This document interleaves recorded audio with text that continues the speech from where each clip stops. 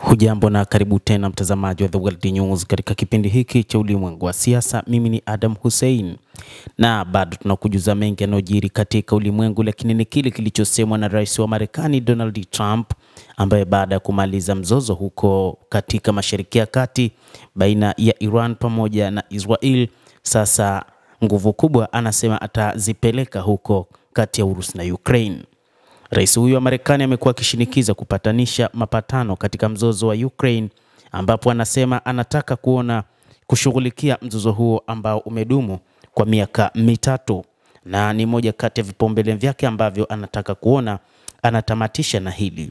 Rais huyu wa Marekani anasema angependa kuona makubaliano ya Urusi na Ukraine ambayo amesema yangekomesha uhasama nchini Ukraine.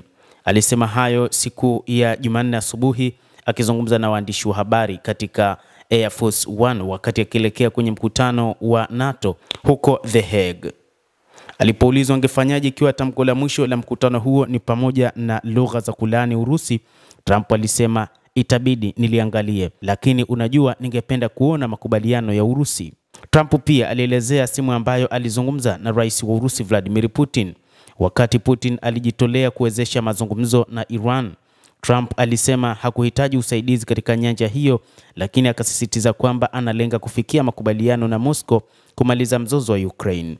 Tangu arudi madarakani Januari, Donald Trump amejaribu kurejesha uhusiano na Urusi ambao ulikuwa umekatika chini ya mtangulizi wake Joe Biden. Moscow imekaribisha mabadiliko hayo na ilionyesha nia ya kurekebisha uhusiano huo kati ya Urusi na Ukraine. Msukumo wa kidiplomasia ulisaidia kuanzisha upya mazungumzo ya moja kwa moja kati ya Ukraine pamoja na Urusi, ambayo Kiev iliachana nayo mwaka 2022, ikiripotiwa kuwa matakwa ya wafuasi wake wa magharibi, hasa mataifa ya NATO, yamekuwa yakimuunga mkono juu ya kukataa kufanya mazungumzo Bwana Volodymyr Zelensky. Hadi sasa duru mbili za mazungumzo zimeshafanyika huko Uturuki mwezi uliopita. Kutokana na hali hiyo, pande zote mbili zimefanya msururu wa mabadilishano ya wafungwa kwa kuzingatia makubaliano ambayo Moscow na Kiev zilifikia wakati wa duru ya pili ya mazungumzo ya moja kwa moja mnamo Juni 2. Mabadilishano ya kibinadamu yaliyofanywa tangu mazungumzo hayo pia yamejumuisha kurejeshwa nyumbani kwa mabaki ya wanajeshi waliouawa, ambapo Urusi imerudisha mabaki ya zaidi ya wanajeshi 6,000 wa Ukraine na kupokea 59 kama malipo.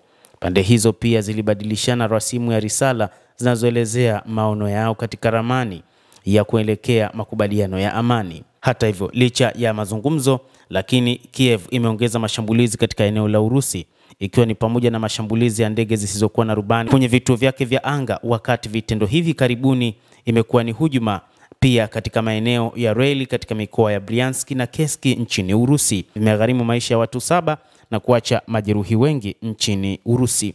Moscow imeshutumu Kiev kwa kujaribu kudhoofisha mazungumzo hayo.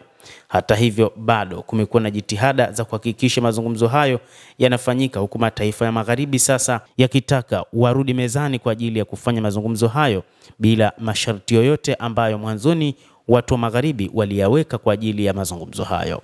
Trump ameelezea kusikitishwa kwake na pande zote mbili, akionya kwamba Washington inaweza kuweka vikwazo kwa Urusi na Ukraine ikiwa mzozo hautamalizika. Hadi sasa amepinga shinikizo kutoka kwa viongozi wa Ulaya kuweka hatua mpya za adhabu kwa Moscow, akisema kuwa kuweka vikwazo vipya kunaweza kuhatarisha mazungumzo ya amani. Moscow imesema mara kwa mara iko wazi kwa mazungumzo bila masharti. Putin aliambia kongamano la kimataifa la kiuchumi la St. Petersburg.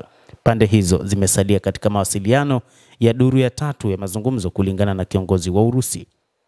Mtazamaji, endelea kutufuatilia, lakini usisahau kulike, kucomment na kusubscribe channel yetu hii. Naitwa Adam Hussein, endelea kuwa nasi wakati wote.